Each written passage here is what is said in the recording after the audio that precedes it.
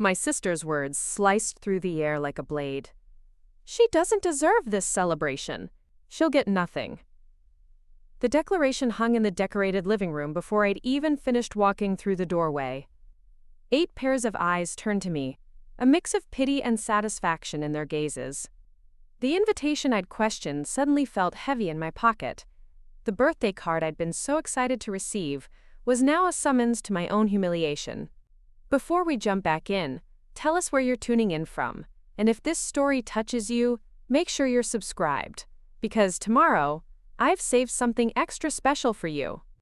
Time slowed as I watched my daughter Emma's small fingers tighten around mine, her warmth anchoring me while something cold and hollow spread through my chest. I had stepped into my childhood home, hoping for reconciliation on my 36th birthday, maybe even a chance to heal old wounds. Instead, I'd walked into an ambush. My name is Rebecca, and I'm a single mother to the most amazing 10-year-old girl. This is the story of how what should have been a day of celebration became the moment I reclaimed my sense of self-worth in a family that had tried to diminish me for years. From the center of the room, Cassandra sat perfectly poised in her designer dress, dark hair pulled into that signature tight bun, her battle armor. The red lipstick she wore like war paint curved into a smirk as she turned to face me. "You know this is pointless, right? We only invited you because Mom insisted. No one actually wants you here," she said, loud enough for everyone to hear. My tongue felt weighted. Useless. My daughter Emma stood straighter beside me, her eyes scanning the room with unnerving calm. 5 years had passed since I'd last been in a room with these people.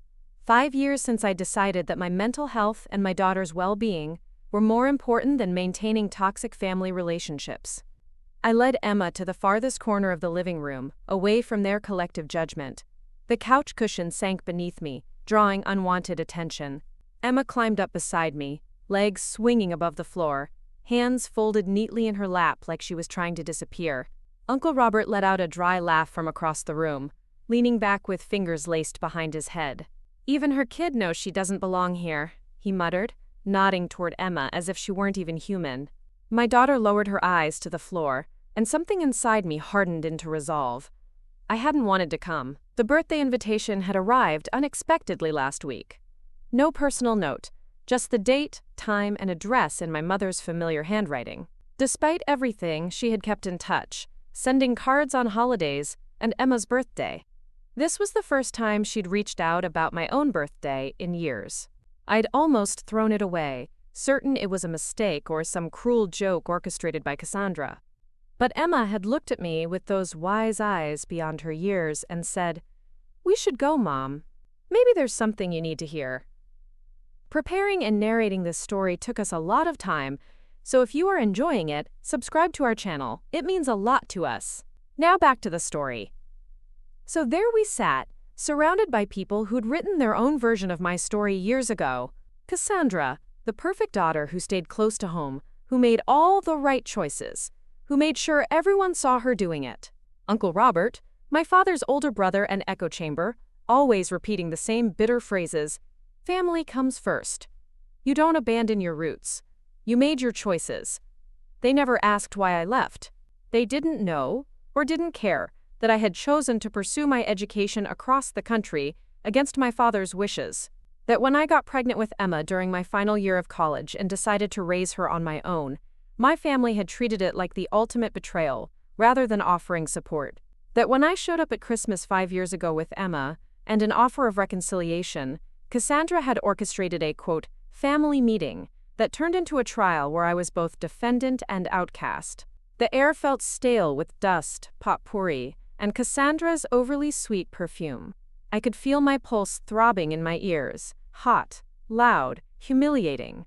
Just as I was about to stand and leave before they could start another round of, "Remember when Rebecca disappointed us?" the kitchen door swung open. My mother entered carrying a cake, its candles already lit. The room fell silent as everyone watched her set it down on the coffee table. She looked exactly as I remembered, soft around the edges, tired eyes, and a face that tried to please everyone at once. The sight of her made my throat tighten. "Happy birthday, Rebecca," she said quietly, and I braced myself for the final humiliation, a perfunctory celebration before Cassandra inevitably took center stage again. I came expecting nothing and was prepared to leave with exactly that, or so I thought. Because what no one in that room knew, not Cassandra, not Robert, not even me, was that my daughter Emma had brought something with her, and with one sentence, she would unravel everything they thought they knew. "Aren't we going to show the video?" she asked, her voice cutting through the tension. The room froze. Cassandra blinked. Robert turned. My mother paused, hands still hovering near the cake. I looked at Emma, confusion washing over me. "What video?" I whispered, but Emma wasn't looking at me. She reached into her backpack and pulled out a small white envelope, slightly crumpled but sealed tight. "Grandma gave it to me last week when we had ice cream," she said. "It's a surprise." I stared at the envelope like it was radioactive. "Emma, where did you get that?" She looked up at me, her expression soft but steady. "Grandma and I have been planning this for months. You were at work, but we've been meeting every Tuesday after my dance class." My heart stuttered. I remembered those Tuesdays. How my neighbor would pick Emma up from dance because I worked late. How Emma would come home with ice cream stains on her shirt, but never mentioned where they'd gotten the treats. I had no idea she'd been spending time with my mother. I had no idea they'd even spoken beyond the occasional birthday card exchange. My mother reached across the table. "May I?" she asked gently, and Emma handed the envelope over without hesitation. The entire room leaned forward as if pulled by invisible strings. The envelope made a quiet tearing sound as my mother opened it. Inside was a USB drive. Small, black, ordinary, and a note in handwriting I didn't recognize. My mother's eyes scanned it, and for the first time since we'd walked into the room, her composure cracked. A small smile formed on her lips. "Everyone," my mother said, her voice quieter now, "there is a video message that I've been working on. It was Emma's idea, actually." "This is ridiculous," Cassandra scoffed. "We're here for a birthday, not a movie night." "We don't even know what's on that thing," Robert added, leaning forward. My mother raised a hand. "It's important. Please." She plugged the USB into the television. The screen flickered to life, the logo dissolving into a black frame with a single word. "Play." The air changed. No one spoke. No one moved. I gripped the arms of my chair like they might keep me from floating away. My breathing turned shallow and shaky. Why would my mother create a video? What could she possibly want to say now, after everything? Emma didn't look nervous. She sat still, eyes on the screen like she already knew what was coming. Later, I would learn that while my mother hadn't shown Emma the entire video, she had explained its purpose when she entrusted her with the envelope during one of their Tuesday meetings. My mother hit the play button.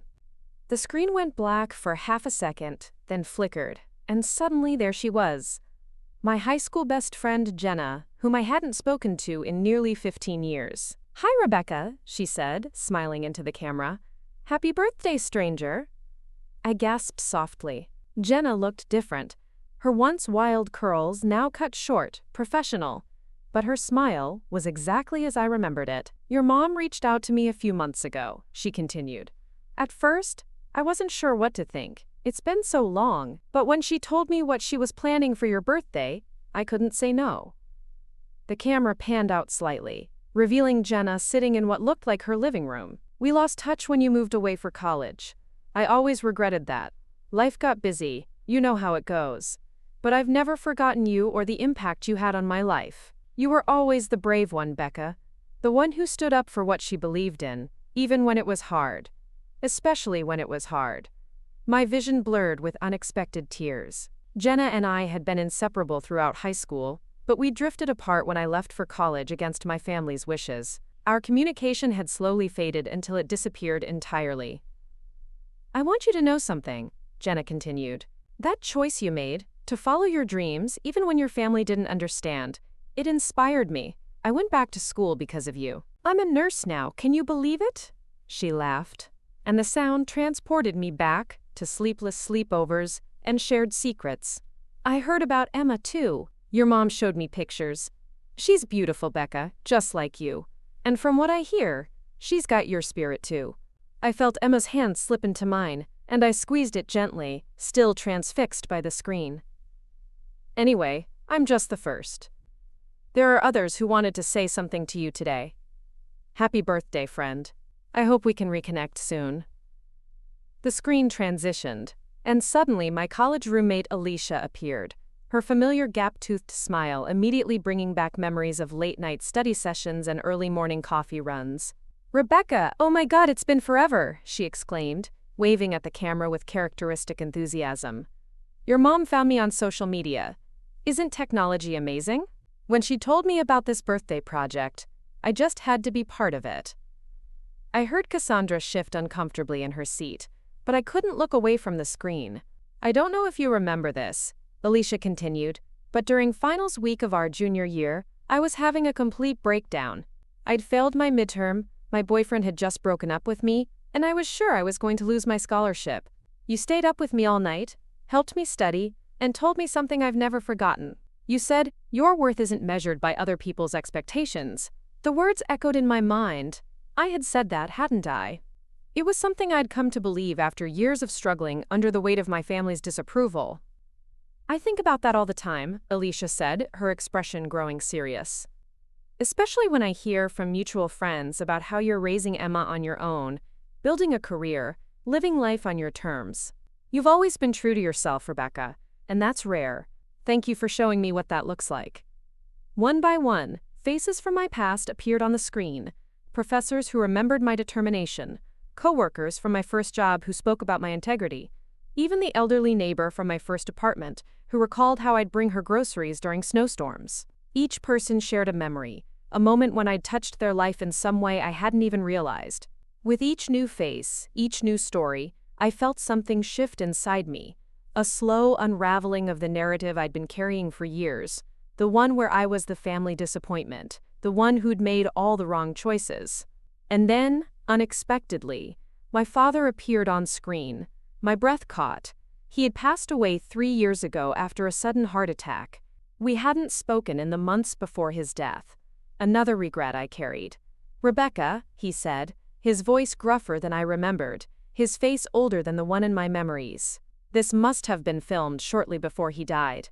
Your mother is putting together this video for your birthday.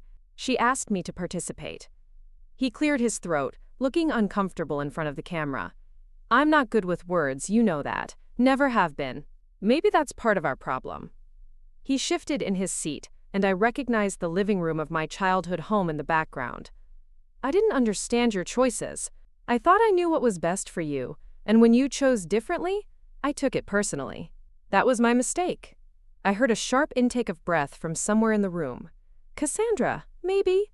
But I couldn't tear my eyes away from my father's face. I saw Emma once, at the supermarket with your mother. You didn't know. She looks like you did at that age. Same determined chin. A ghost of a smile crossed his face. Your mother told me Emma asked about me, wanted to know why her grandpa never came to visit. I didn't have a good answer for that. He paused, looking down at his hands. I'm not asking for forgiveness, Rebecca. I just want you to know that I was wrong. You made your own path, and from what I can see, you're doing a damn fine job of it. I'm proud of you. Should have told you that a long time ago. Tears streamed freely down my face now. Words I never thought I'd hear from my father.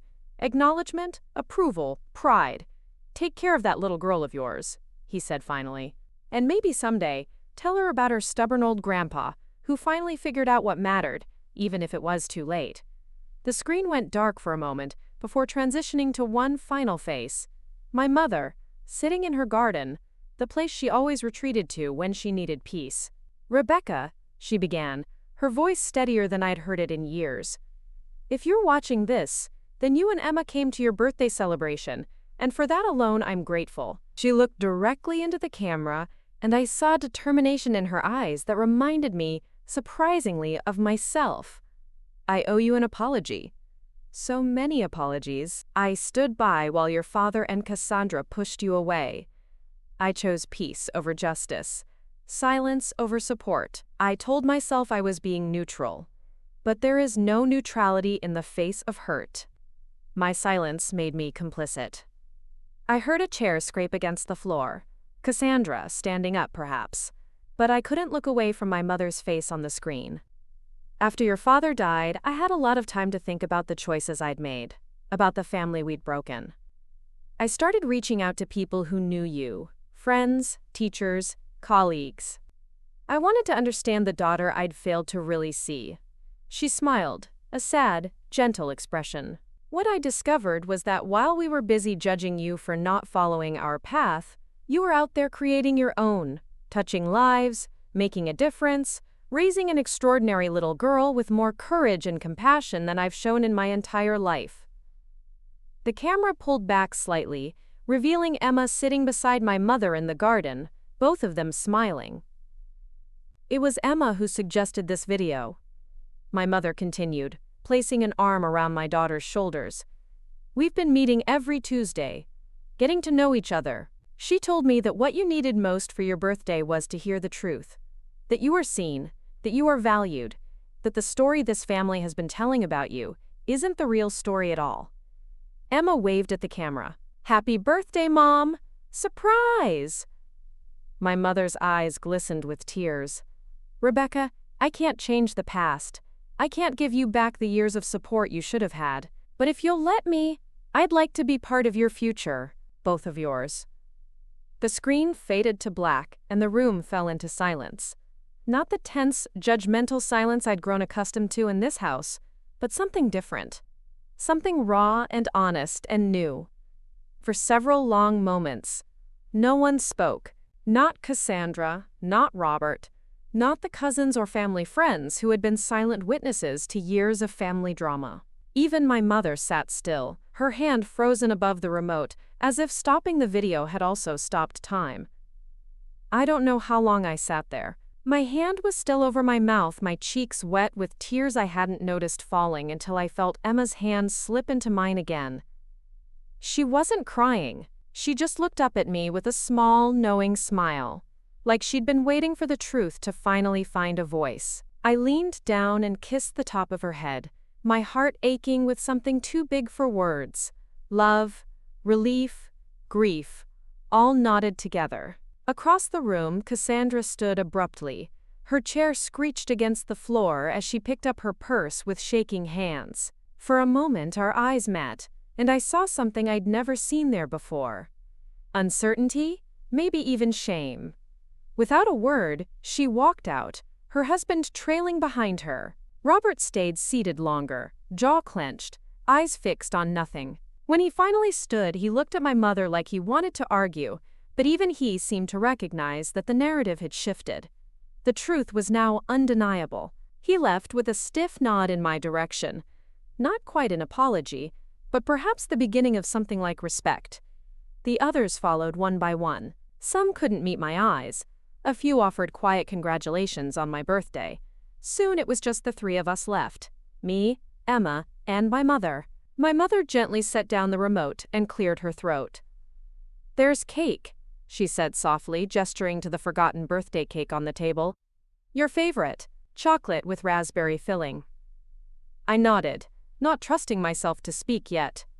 She gave a small, genuine smile. "And if you'd like, perhaps we could make this a new tradition? Birthdays together?" The silence that followed wasn't the same kind I had grown used to. This silence was peaceful, whole, like something had finally settled into place. I looked at Emma, still holding my hand, still looking at me like I was the strongest person in the world.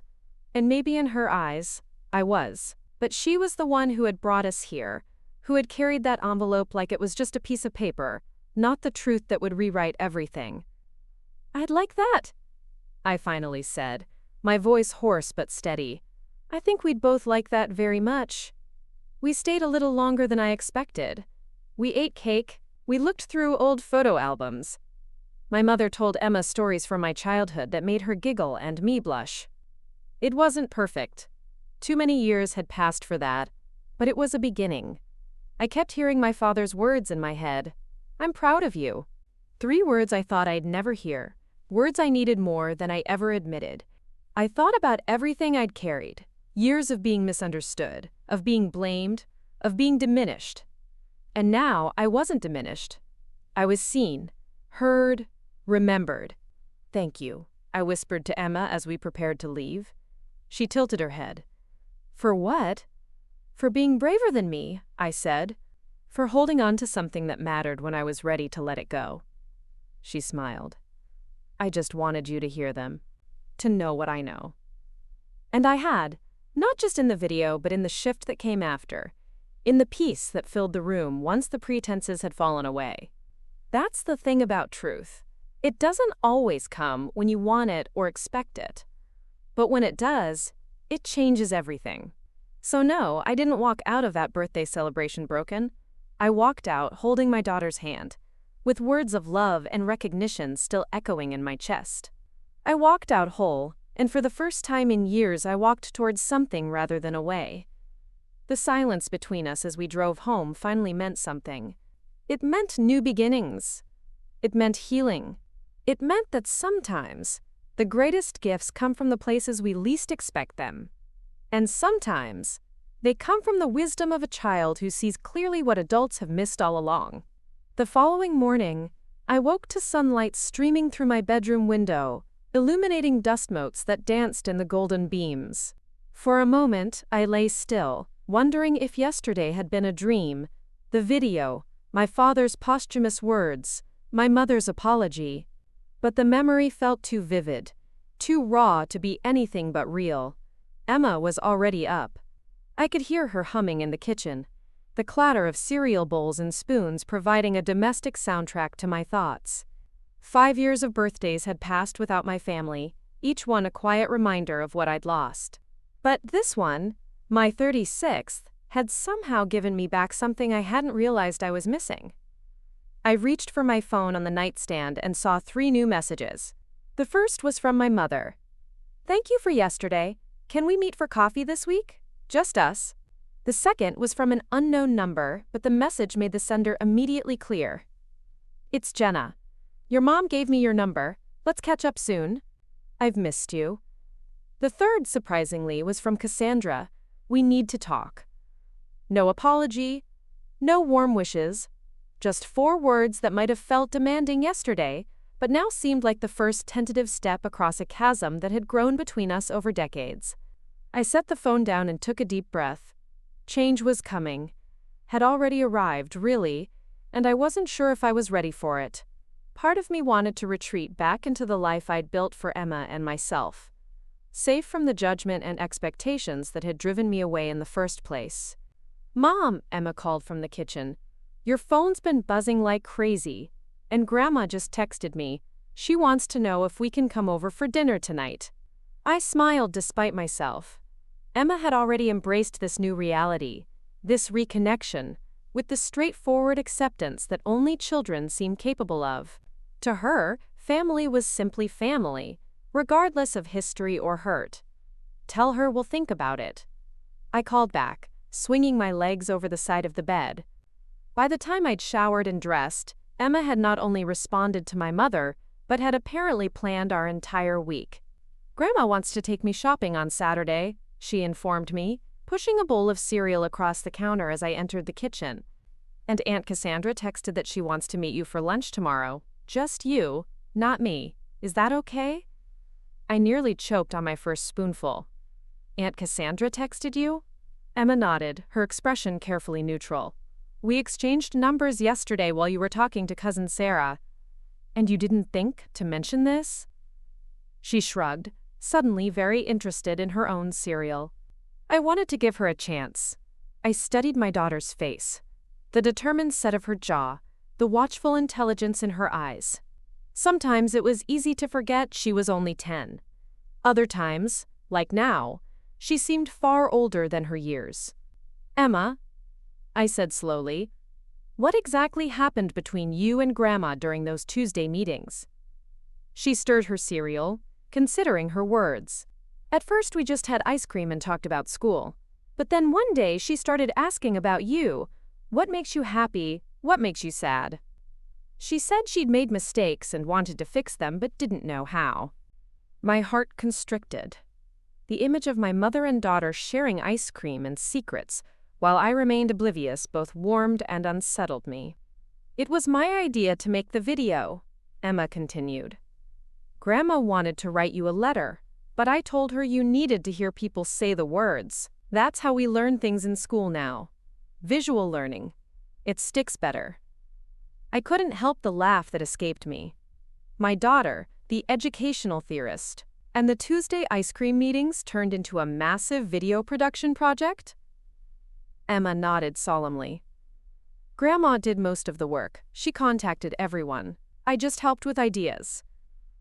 She paused, then added softly, Are you mad? The question hung between us, weighted with more than just this one secret. No, I said finally, reaching across the counter to tuck a strand of hair behind her ear. I'm not mad. I'm grateful, and a little amazed that you orchestrated all this. She smiled, relief washing over her features. So can we go to Grandma's for dinner tonight? I sighed, feeling the careful boundaries I'd constructed over years beginning to shift. Yes, we can go to Grandma's. But the lunch with Cassandra tomorrow, I need to think about that. Emma beamed as if she'd won a significant victory, which I supposed she had. Great, I'll tell Grandma we'll be there at 6. As Emma bounded off to get dressed for school, I sat at the counter, stirring my cereal absently. The events of yesterday had created ripples that were already reaching shores I hadn't visited in years. Part of me welcomed this change, this chance at healing old wounds. Another part, the protective shell I'd built around myself and Emma, whispered caution. The doorbell rang, interrupting my thoughts. It was too early for the mail, and we rarely got visitors, especially on weekday mornings. Puzzled, I made my way to the front door and peered through the peephole. Cassandra stood on my porch, looking distinctly uncomfortable. Her usual polished appearance was rumpled slightly. Hair in a simple ponytail, rather than her trademark bun. Minimal makeup, casual clothes instead of her designer wardrobe. She shifted from foot to foot, clutching what looked like a worn photo album to her chest. For a moment, I considered pretending I wasn't home. The confrontation with Cassandra was inevitable, but I'd hoped to have more time to prepare, to gather my thoughts and armor myself against whatever she might say. But something about her unusual appearance, the vulnerability evident even through the peephole, made me reach for the doorknob. Cassandra, I said as I opened the door, unable to keep the surprise from my voice. She didn't smile, but neither did she wear the mask of superiority I'd grown accustomed to seeing. Can I come in? She asked, her voice lacking its usual sharp edge. I hesitated, then stepped aside. Emma's getting ready for school, I warned as she entered. That's fine. I'd like to see her, actually. Cassandra stood awkwardly in my living room, taking in the modest furniture, the walls covered with Emma's artwork and school certificates, the bookshelf overflowing with well-loved paperbacks. Your home is nice, she said, and though the words were stilted, they seemed genuine. Thank you, I replied, equally stiff. Would you like coffee? Please. I retreated to the kitchen, grateful for the chance to collect myself. What was Cassandra doing here? Our text exchange had mentioned lunch tomorrow, not an impromptu visit at 7:30 in the morning. And what was the photo album for? I busied myself with the coffee maker, listening to the uncomfortable silence from the living room. Mom? Emma's voice called down the hallway. Have you seen my blue hair clip? The one with the butterfly? Check the bathroom counter, I called back, pouring coffee into 2 mugs. And hurry up or we'll be late. Late for what? Cassandra asked as I returned to the living room, mugs in hand. School drop-off, work, the usual Tuesday morning rush. I replied, setting her coffee on the side table. She nodded, taking the mug but not drinking. You have a routine, a real life here. The observation seemed odd coming from her. Did you think we lived in some kind of chaotic wasteland? A flash of the old Cassandra, defensiveness, irritation, crossed her face, but she visibly tamped it down. No, I never really thought about it. Your life, I mean. What it was actually like. Before I could respond, Emma bounded into the room, backpack slung over one shoulder, butterfly clip securing her hair in a lopsided ponytail. She stopped short when she saw Cassandra, surprise quickly replaced by a smile that contained none of the wariness I felt. "Aunt Cassandra, did you come for breakfast? We're having cereal because Mom can't cook when she's tired." Cassandra's expression softened, a transformation so subtle I might have missed it if I hadn't been watching her closely. "No, I just came to talk to your mom. And to see you, of course." Emma beamed, apparently accepting this explanation without question.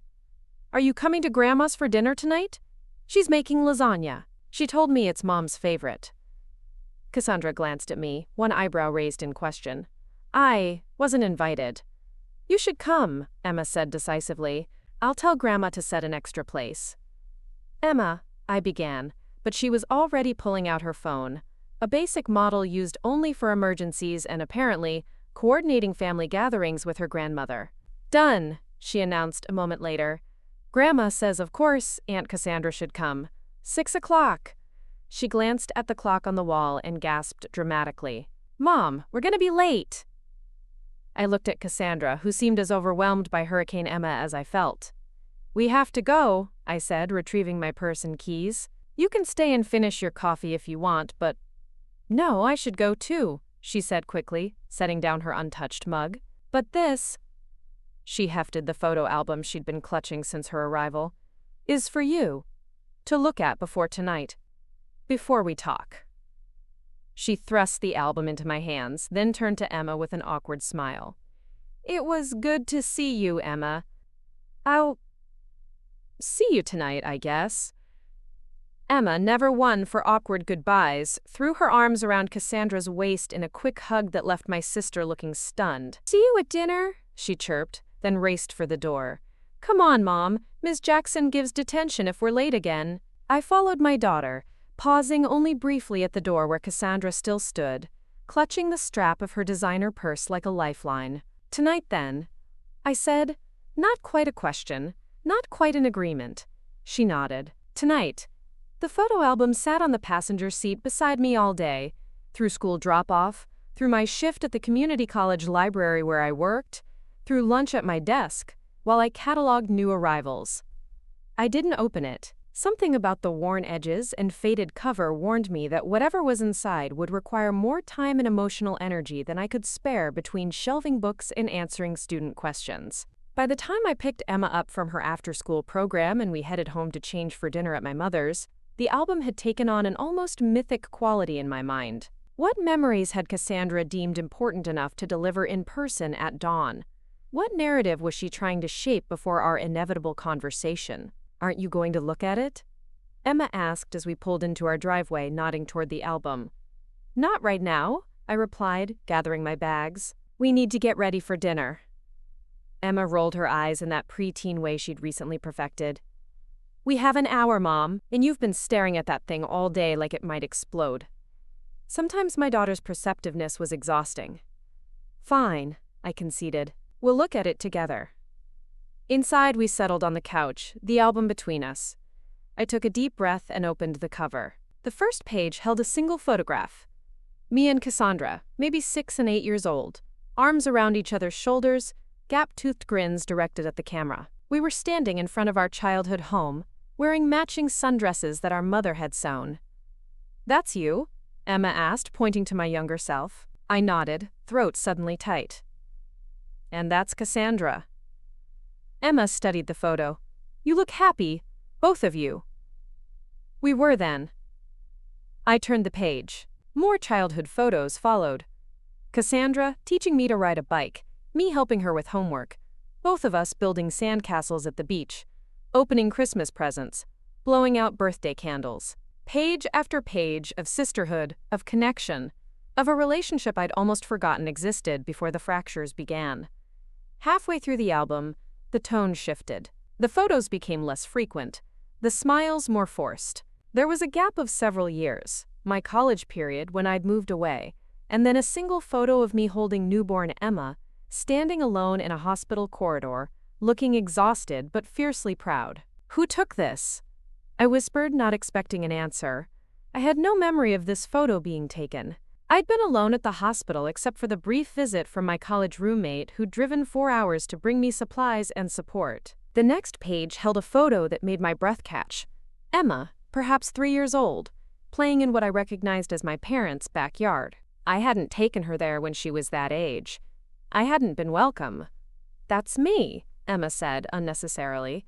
"At Grandma's house. But you're not in the picture." "No," I said softly. I wasn't there. The final pages of the album contained photos I'd never seen. Emma and my mother at what appeared to be a park. Emma and my father sharing an ice cream cone. Emma opening a birthday present while Cassandra watched in the background. A whole parallel life documented in pictures, moments I'd known nothing about. The last photo was the most recent, Emma and my mother in the garden, sitting in the exact same spot where they'd filmed their segment of the birthday video. They were smiling, heads together, clearly sharing a secret. On the margin of the page, in handwriting I recognized as Cassandra's, were the words, "Some bridges can be rebuilt." I closed the album, emotions warring within me. Anger at the secret visits I hadn't known about, confusion about how they'd been arranged, hurt at being excluded, and underneath it all, a reluctant gratitude that Emma had somehow maintained connections to a family I'd thought lost to both of us. "Mom?" Emma's voice pulled me from my thoughts.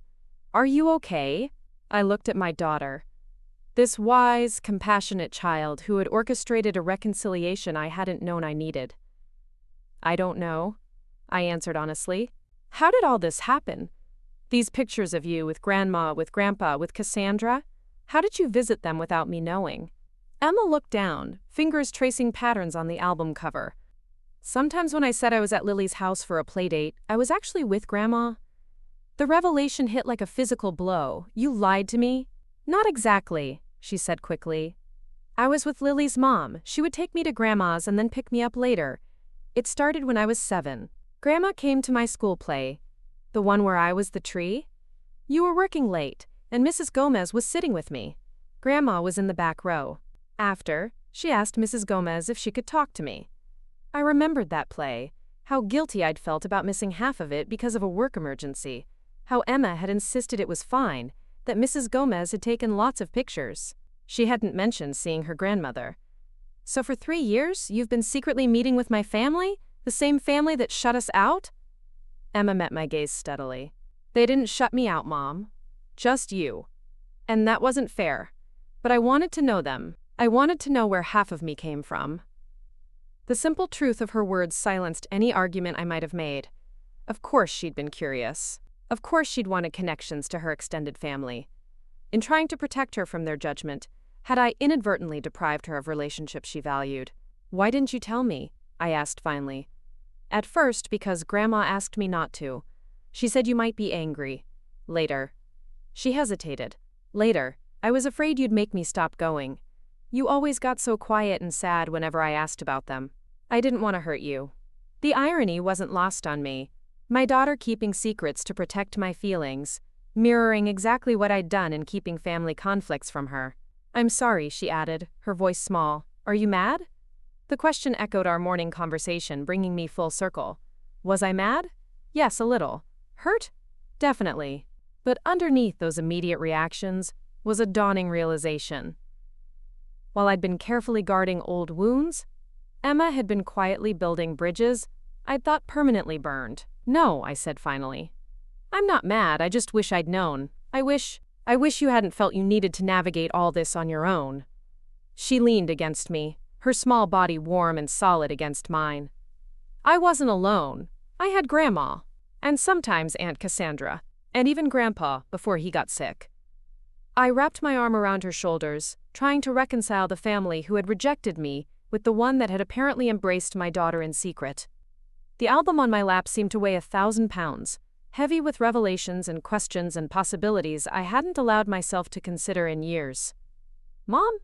Emma said after a moment of silence. "We should get ready for dinner. It's almost 5:30. I nodded, setting the album aside. As Emma disappeared into her room to change, I remained on the couch, my mind racing. In a few short hours, I would be sitting at my mother's dinner table with Cassandra, the first family meal in over 5 years. The thought was both terrifying and, surprisingly, hopeful. The photo of young Cassandra and me, arms linked and smiling, flashed in my mind. Before the competition, before the judgment, before the painful fracturing of our relationship, we had been sisters who loved each other. Could we find our way back to some version of that connection? Did I even want to try? Emma emerged from her room wearing her favorite dress, hair neatly brushed, a look of determination on her face that reminded me startlingly of myself. "Ready?" she asked, though it was clear she was going to drag me to this dinner whether I felt ready or not. I stood, picking up the photo album to return to Cassandra. "Ready?" I agreed, and was surprised to discover that, despite the tangle of emotions the day had brought, I actually meant it. The drive to my mother's house felt surreal, a journey both familiar and foreign. I navigated the tree-lined streets of my childhood neighborhood on autopilot, muscle memory guiding me through turns I hadn't taken in years. Emma chatted excitedly beside me, seemingly oblivious to the emotional tornado brewing inside me. "Grandma said she kept all your old books in your room," she was saying. "She thinks I might like some of them. Do you think she still has your copy of The Secret Garden? You told me once it was your favorite." I gripped the steering wheel tighter. "I'm not sure, sweetheart. The fact that my mother had preserved my childhood bedroom, apparently intact enough to still house my book collection, was yet another revelation in a day filled with them. Had she been waiting all this time for me to return? Had she kept that space as a shrine to what was lost, or as an act of hope for what might someday be reclaimed? "We're here," I murmured unnecessarily as we pulled into the familiar driveway. My childhood home stood exactly as I remembered. The white colonial with green shutters, the oak tree in the front yard now taller and fuller, the flower beds along the front walk meticulously maintained as always. Emma was out of the car before I'd fully stopped, bounding up the walkway with the easy confidence of someone who clearly felt at home. I followed more slowly, the photo album clutched to my chest like a shield. The front door opened before we reached it. My mother stood in the doorway, her smile tentative but genuine. She wore an apron over a simple blue dress, her silver hair pulled back in a loose bun, the picture of domestic warmth. "You came," she said softly, her eyes meeting mine. I nodded, suddenly unable to find words for all the emotions churning inside me. Emma had no such problem. She launched herself into my mother's arms with an enthusiastic, "We brought the photo album Aunt Cassandra left. And Mom's wearing her nice shoes, the ones she says hurt her feet, but are worth it for special occasions." My mother laughed, the sound loosening something tight in my chest. How long had it been since I'd heard her laugh? Too long. "Well, we are certainly a special occasion," she replied, hugging Emma before turning her gaze back to me. "Rebecca, thank you for coming." The sincerity in her voice pulled me forward. I stepped over the threshold of my childhood home for the first time in 5 years, the familiar scent of lemon polish and baking bread washing over me in a wave of sensory memory. "Something smells amazing," I said, the mundane observation easier than addressing the emotional elephant in the room. "Lasagna, garlic bread, and tiramisu for dessert," my mother replied, closing the door behind us. "All your favorites." The fact that she remembered my favorite foods shouldn't have surprised me, but somehow it did. In the narrative I'd constructed over years of estrangement, my family had stopped thinking about me entirely, had erased me from their lives as completely as they'd tried to erase me from family gatherings. The evidence mounting against this version of reality was becoming harder to ignore. The sound of footsteps on hardwood pulled my attention to the dining room entrance, where Cassandra stood watching us. She'd changed from the casual clothes of this morning into a simple black dress, her hair loose around her shoulders, instead of in its usual severe bun. The effect was striking. She looked younger, softer somehow. "You're here," she said, echoing our mother's greeting but with an undertone of surprise, as if she'd half expected me to back out. I held up the photo album. "You left this for me to see?" She nodded, a flash of vulnerability crossing her features before her composure returned. "Did you look at it?" "We both did," I answered, glancing at Emma, who had already disappeared into the kitchen, apparently familiar enough with the house to make herself at home. "It was illuminating." My mother glanced between us, clearly sensing the tension. "Dinner's almost ready. Cassandra, why don't you pour the wine? Rebecca, would you help me with the salad?" The domestic normalcy of the request was so at odds with the emotional complexity of the moment that I almost laughed. Instead, I nodded and followed my mother into the kitchen, leaving Cassandra to her task. Emma was already seated at the kitchen island, helping herself to an olive from the salad bowl. "Grandma, did you know Mom got promoted at the library? She's in charge of the whole children's section now." My mother looked at me, surprise and pride mingling in her expression. "I didn't know that." "Congratulations, Rebecca." "Thank you," I replied, washing my hands at the sink. "It happened last month. More responsibility, slightly better pay." "She gets to choose all the new books they buy," Emma added proudly. "And she started a Saturday morning reading program for little kids." The warmth in my mother's smile made me feel simultaneously proud and exposed. "You always did love reading to children," she said softly. "Even when you were young, you'd round up the neighborhood kids and read to them under the oak tree." The memory hit unexpectedly. Me at 12, holding court in the front yard with a stack of library books and an audience of younger children. My mother bringing out lemonade and cookies, pride evident in her expression as she watched me create magical worlds with words. "I'd forgotten about that," I admitted. "I haven't," she replied, her voice thick with emotion. Before the moment could deepen further, Cassandra entered with 2 glasses of red wine. She handed one to me without comment, then busied herself retrieving the lasagna from the oven. Dinner itself was a strange dance of awkward silences and moments of surprising connection. Emma, bless her, carried much of the conversation, sharing school stories, asking questions about family photos on the walls, creating bridges between the separate islands the adults had become.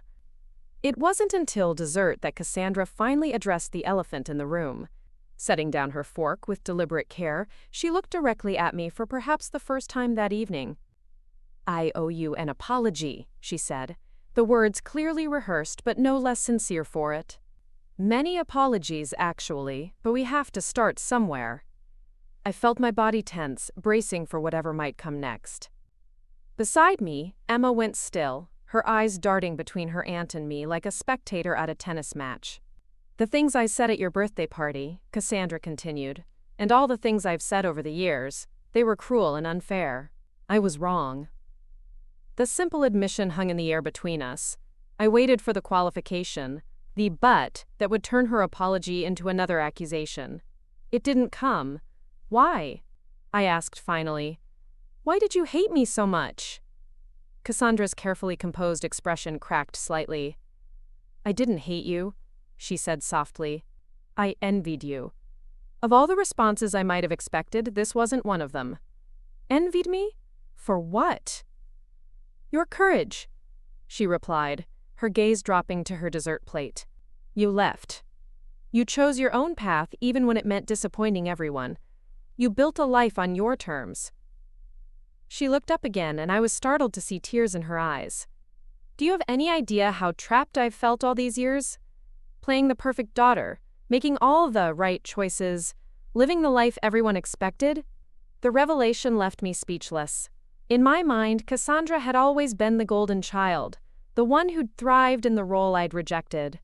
The idea that she might have envied my freedom had never occurred to me. "But you seemed so happy." I managed finally. "Your career, your marriage, your place in the family. It all looked so perfect." A bitter smile crossed her face. That was the point. It had to look perfect. That's what mattered to Dad. Appearances, reputation, doing things the right way. She took a sip of wine, steadying herself. "When you got pregnant with Emma and decided to raise her on your own, do you know what Dad said to me? He said, 'At least one of my daughters knows how to live properly.'"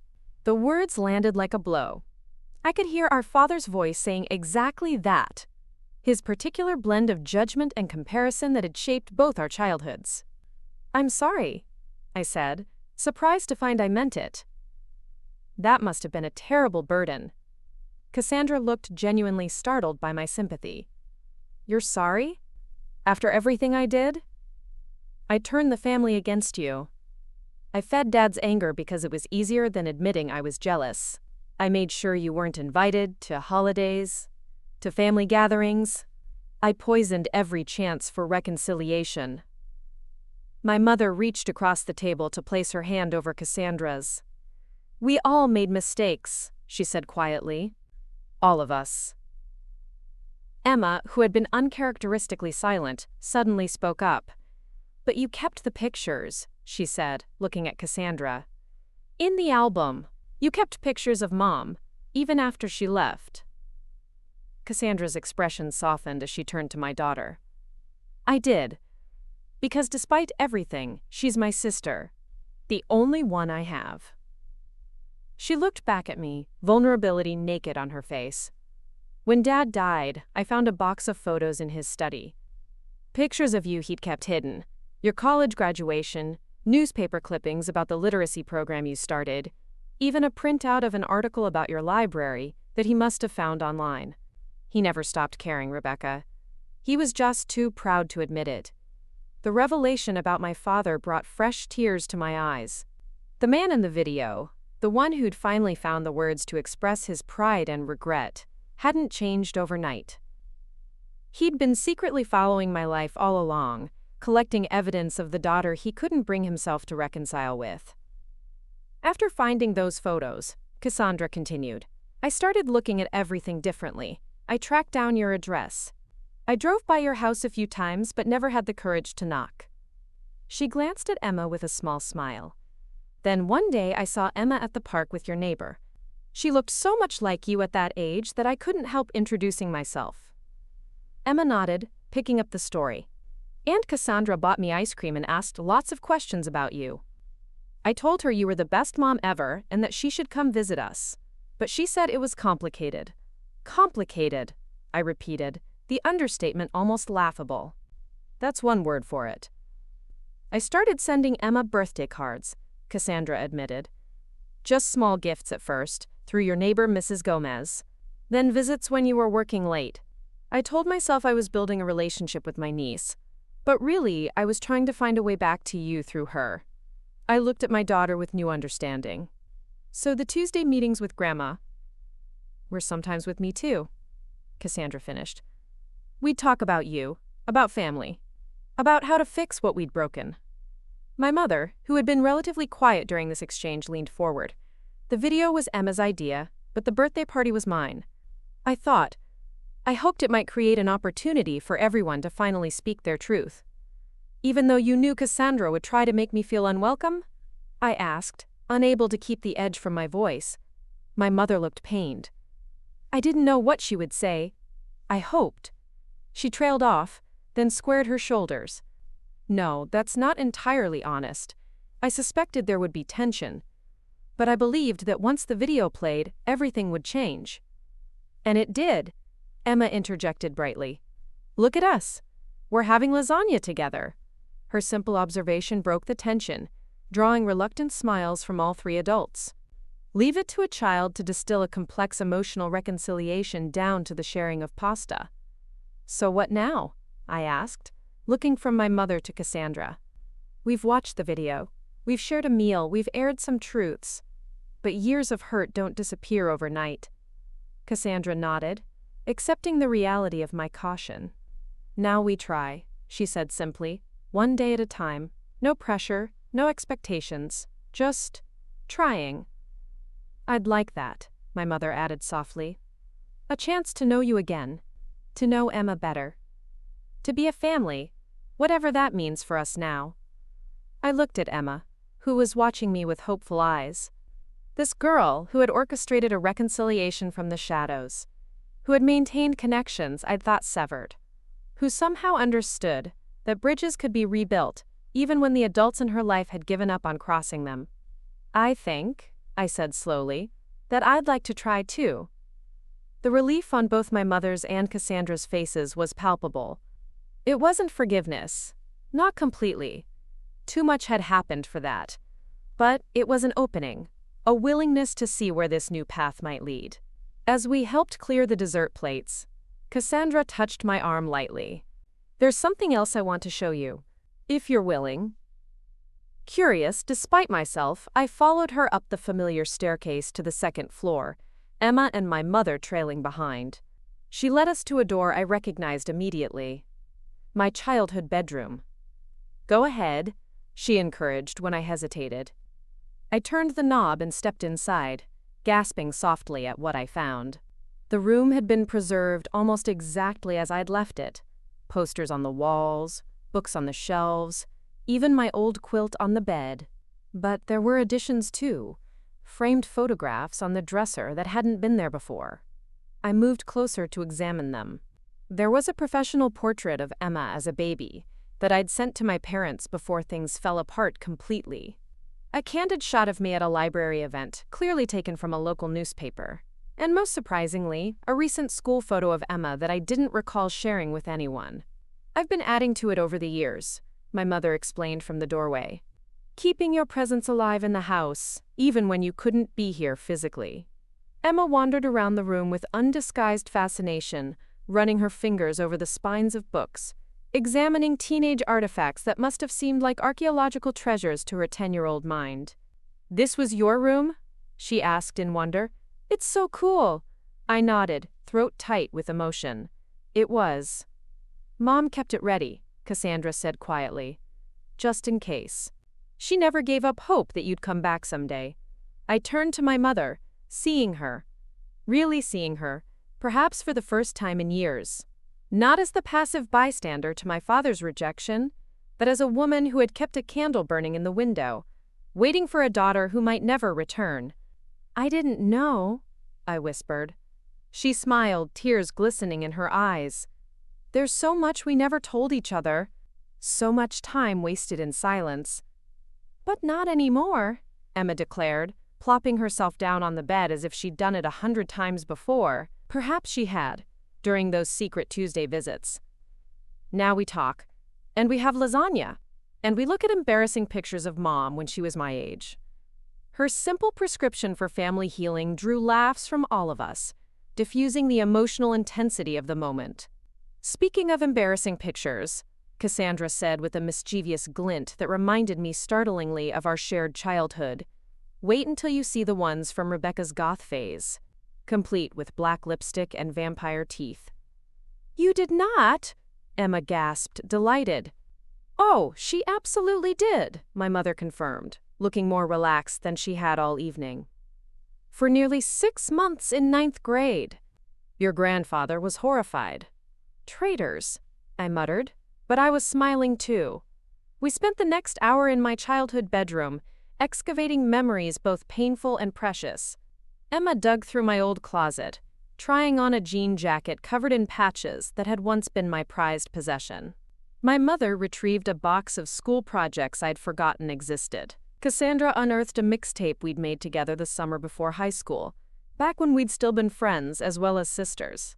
As the evening wore on, I felt something shifting inside me. Not forgiveness exactly, not yet, but perhaps the beginning of understanding. The family that had hurt me so deeply had also been hurting in their own ways, trapped in patterns of pride and expectation that had damaged us all. When it was finally time to leave, the goodbyes were awkward but warm. My mother hugged me tightly, whispering "thank you" in my ear. Cassandra handed me a small package, the mixtape we'd found, now transferred to a CD. "For the drive home," she explained. "It's pretty terrible, but it might make you laugh." Emma, of course, had to be practically dragged away, extracting promises of future visits, sleepovers, and something called Tuesday ice cream tradition that apparently had its own set of rituals I'd need to be initiated into. As we drove home through the quiet streets, Emma finally exhausted from the emotional evening, I popped the CD into the car's player. The opening notes of an 80s power ballad filled the car, and despite everything, I laughed. "What's funny?" Emma asked sleepily from the passenger seat. "Just remembering," I replied, turning the volume down slightly. "Cassandra and I used to dance around our rooms to this song, using hairbrushes as microphones." Emma smiled. "That's nice. You were friends." "We were," I agreed, the realization landing with surprising weight. Before we were rivals, before we were estranged, before we were wounded adults carrying years of hurt, we had been sisters who loved each other. Perhaps we could find our way back to some version of that connection. Mom? Emma's voice was heavy with approaching sleep. Are you glad we went to your birthday party now? I glanced at my daughter. This wise, persistent child who had quietly worked to heal a family, fractured long before she was born. Yes, I said honestly. I'm glad. Good, she murmured, eyes drifting closed. Because Grandma already invited us for Sunday dinner. And Aunt Cassandra wants to take us shopping on Saturday. I shook my head, bemused by how quickly my carefully constructed boundaries were dissolving. We'll see, I said, but without much conviction. The truth was, I wanted to go. I wanted to see where this new path might lead. As Emma fell asleep beside me, I drove through the night thinking about bridges. How easily they can be burned, how painstakingly they must be rebuilt, and how sometimes, against all odds, they can become stronger in the places where they were once broken. The next morning, I woke early and sat at my kitchen table with a cup of coffee, watching the sunrise paint the sky in shades of promise. On impulse, I reached for my phone and typed a message to Cassandra. Thank you for the mixtape. It's still terrible, but it made me smile. Coffee next week? Her response came almost immediately. Name the time and place. I'll be there. It wasn't forgiveness. Not completely. It wasn't forgetting. That would never be possible. But it was a beginning. A single step on a bridge, being carefully reconstructed plank by plank. Later that day, as Emma and I sorted through old photo albums of our own, she looked up at me with that wisdom beyond her years. You know what the best part of yesterday was? She asked. What's that? I replied, expecting her to mention the lasagna or exploring my old room. Seeing you laugh with Grandma and Aunt Cassandra, she said simply. You all have the same laugh. I never noticed that before. Her observation struck me deeply. The same laugh, a shared inheritance, a connection that remained despite years of separation. Some bonds, it seemed, couldn't be completely broken, only temporarily obscured. My birthday, which had begun with such tension and pain, had become an unexpected gift, an opening of doors I'd thought permanently closed. The video my family had created, filled with voices from my past affirming my worth, had shattered a narrative I'd carried for too long. The story of a daughter and sister who wasn't enough, who didn't belong. In its place was emerging a new story, more complex, more honest, and ultimately more healing.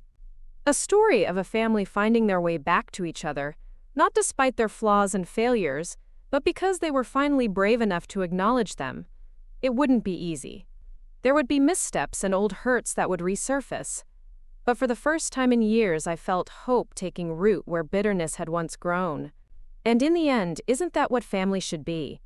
Not perfect, not without conflict, but a place where, even after the worst storms, rebuilding is possible. As Emma and I continued through our photo album, I made a silent promise to myself and to her that I would approach this reconciliation with an open heart, that I would be as brave and healing as my daughter had been in building bridges, and that whatever came next, we would face it together. Sometimes the greatest surprises come from the places we least expect. Sometimes betrayal can transform into blessing. And sometimes, it takes the wisdom of a child to show adults the way back to what matters most. Up next, you've got 2 more standout stories right on your screen. If this one hit the mark, you won't want to pass these up. Just click and check them out. And don't forget to subscribe and turn on the notification bell so you don't miss any upload from us.